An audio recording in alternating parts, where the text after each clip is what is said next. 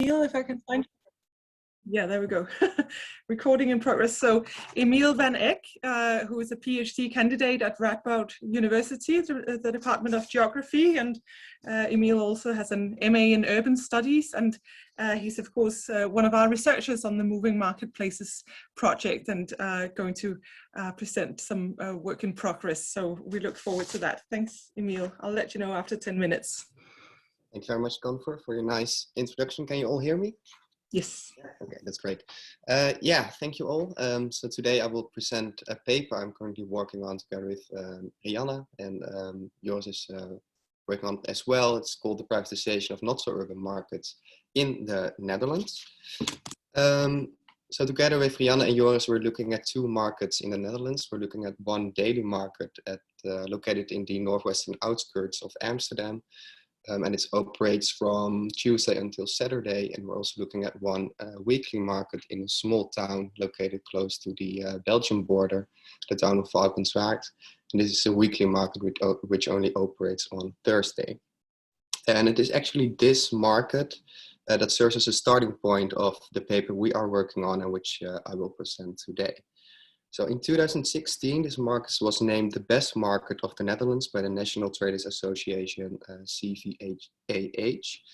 And much of the success of this market, as the members of the traders associations and the market managers have told me, stems from the organizational and management structure of this market.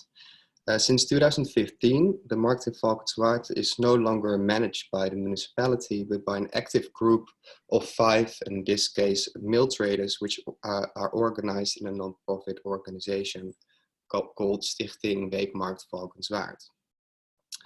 And while the research developed, we started to understand that this type of market organization and management is not unique to Valkenswaard, but part of a much larger restructuring and privatization process in the Netherlands.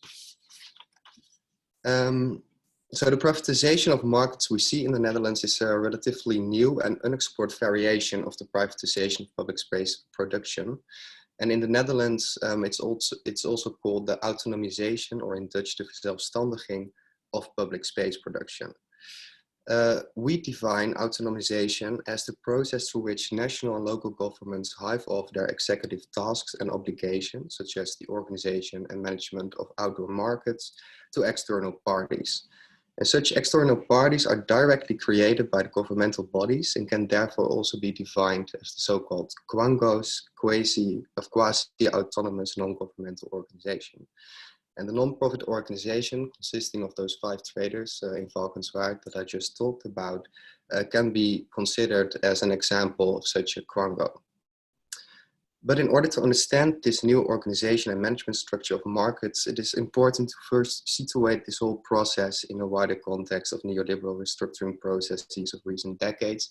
And I think that it is here where our case study connects very nicely to the work by Sarah Gonzalez and Paul Whaley.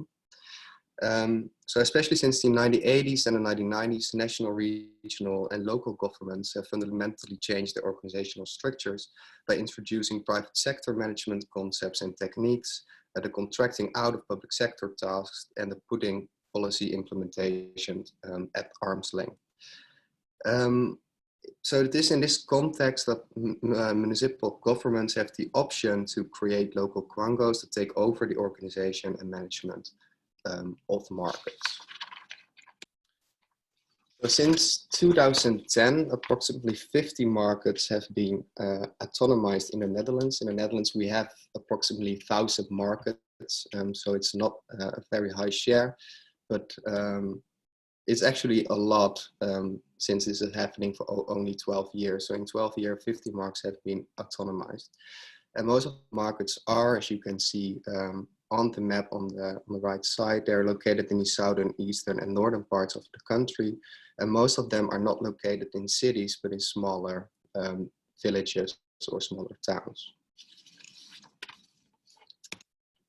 So the question that now arises is how this process of autonomization is different from what we already know. So within the market literature, much has already been written about the privatization and commodification of markets. So there's this influential paper by Gonzalez and Whaley, which have shown how the Leeds Kirkgate market had been subjected to a state-led urban restructuring program and its attendant rounds of disinvestment, the displacement of existing visitors and traders, and the creation of a commodified and gentrified shopping experience. Other scholars have shown similar results, such as the work by Os and Eder in Istanbul and the work of Polly Sherman in Vancouver. So building upon this approach, we also have the work of Guimaraes, if I pronounce it correctly, which has shown how markets in Lisbon also got caught up in rounds of investments and disinvestments, and how private actors participated in this process. He has shown how the inability or the lack of will on behalf of public authorities to rehabilitate Lisbon markets opened the door to participation of big corporate actors such as supermarkets as Lidl. So current studies tend to focus on a synergy between the state on one hand and the active involvement and investments of private for-profit enterprises on the other. But there is also more recent work which has shown that contemporary forms of privatization of public space have become more complicated. So this has resulted in a complex redistribution of tasks, of rights and obligations in public space governance to a range of different actors which are situated beyond the formal spheres of the state and the market, including third sector entities, civic community actors, and things that I've discussed before this, the development of quangos. So we also identify the municipal government as an important actor in the governance of public markets. They're the property owners and often also the initial managers and organizers of markets. But we've also identified the important role of the National Traders Association, which actively advocates for the autonomization of markets in the Netherlands. In 2012, the National Traders Association established an independent foundation which has the task to help local governments and the market traders to set up local quangos consisting of those market traders, which gain the sole authority to manage the market. This foundation is called Stichting Markt van Morgen, or the foundation, the Markt of the Future. And they develop or they establish local quangos, and they do this in collaboration with the municipality. So what we see in the Dutch case, in contrast to the state of the art, is a more complicated redistribution of tasks and obligations in the management of markets. What we also see is that individual community members or private actors neither initiate nor are they asked to participate in the management, but such non-profit quangos directly emerge from the decentralization of local governmental tasks. And those quangos obtain legal personality, which means that they are allowed to perform legal acts independent from the local government, including the creation of their own contract or license system with traders, which also raises the question who's allowed to trade on the market, on the basis of which criteria. They're allowed to create their own rules with regard to desired behavior and the appearance of the market, and they're also allowed to enforce those rules. The last difference we find is that this process of privatization does not take place in the urban realm, but more in the not so urban areas. Well, I will go through this rather quickly, but what are the motivations for autonomization? Well, first of all, the thing that I already indicated, the establishment of quangos, is part of the managerial reforms undertaken by Dutch municipalities since the 1980s. So the motive is to separate policy and administration so that policymakers and policy implementers can stick to their own core businesses. And quangos are expected to reduce the workload of those local administrators and to increase the efficiency of direct service provision. The second motive is financial, to reduce the costs. So quangos are responsible to keep the markets quite clean, and this can save up to 30% of the cleaning cost, which the quango then can use for promotion program and advertisements. And the third argument is widely mobilized by the National Traders Association, that traders themselves are the best actors to manage the market, as they know what the problems at the market are. So then they can directly respond to questions, uncertainties, and problems, and invent solutions accordingly. And this increases, as the argument goes, solidarity among traders to manage the market as a collective. Well, the final argument has to do with the influence of an EU law. It goes beyond the scope of this presentation today to discuss this influence. But Joris, Rianne, and I have already written about this issue in the book that will be published soon. Okay, so the consequences, the most important thing of this whole process, I think, is, well, it's not really set in stone. It's more things that we see happening and that we think deserve more research attention.